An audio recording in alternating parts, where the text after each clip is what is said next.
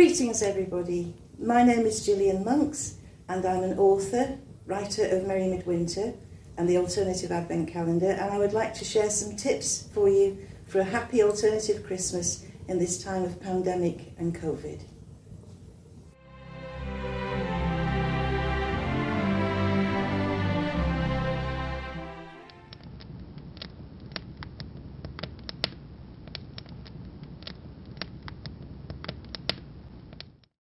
Hello again.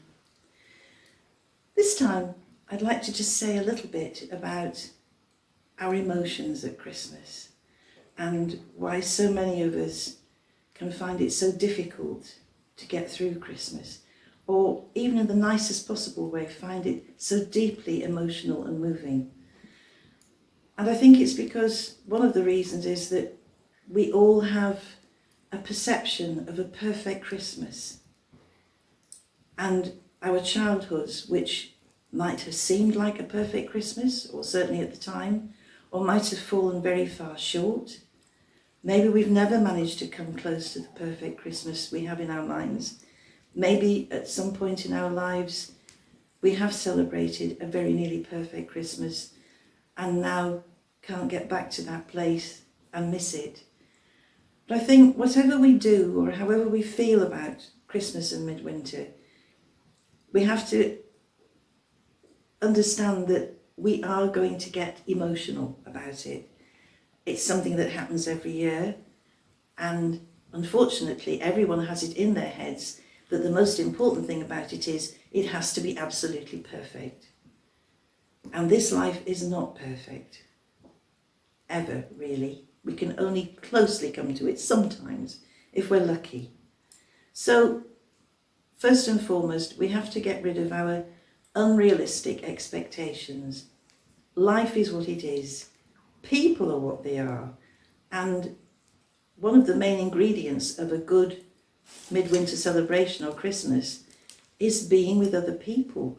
This is why so many people, justifiably, are so upset this year, because we won't be able to be together in the same way because of the pandemic.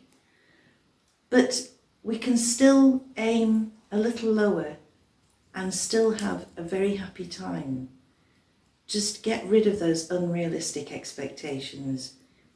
And something I like to suggest all year round, but especially through the winter and midwinter Christmas, is have some extra little celebrations, some of what I call lesser days.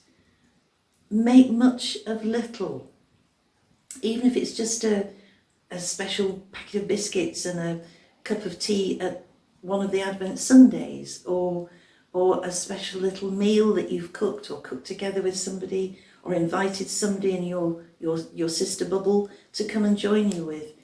And you're in the season. Your house is probably decorated, the winter weather is setting in, and therefore you have all the ingredients. It doesn't all have to rely on Christmas Day or New Year's Eve or something which we can't do, like going to a Christmas market or the office party or whatever it was, or going to a club or a restaurant. We can still create those times and make much of little. And also watch your sugar and alcohol intake, because these things can both be very mood suppressing. They can be very depressing. And one of the first things we feel when we're getting a bit overtired because we've been so busy preparing for Christmas or whatever is we reach for a glass of wine or some chocolate to pick us up, lift us up. And very often it has just the opposite effect. So watch what you're doing. Participate. Help as much as you can towards celebrations, but don't do too much. Give the gift of your love this Christmas and your hard work. It doesn't always have to be in physical, tangible items. Give the gift of a good temper, of staying well and upbeat and happy and carrying the day that way. That in the end will mean far more to people and will also help you yourself to have good memories of a successful Christmas that's been successful for a lot more reasons than other people can see. You will know inside yourself how you have turned your own mood around and actually managed your time and your energy and your mood. And also give other people the benefit of your doubt. Don't immediately jump to conclusions that people are automatically being crabby or nasty or sarky or whatever it is.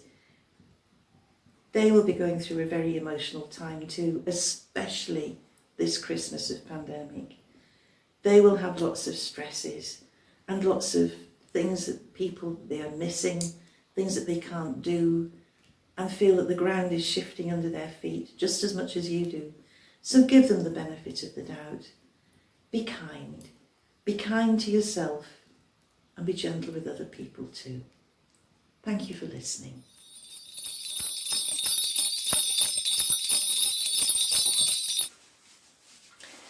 If you enjoyed this, please like, comment and share. And if you want to know more, visit gillianmonks.com. Thank you.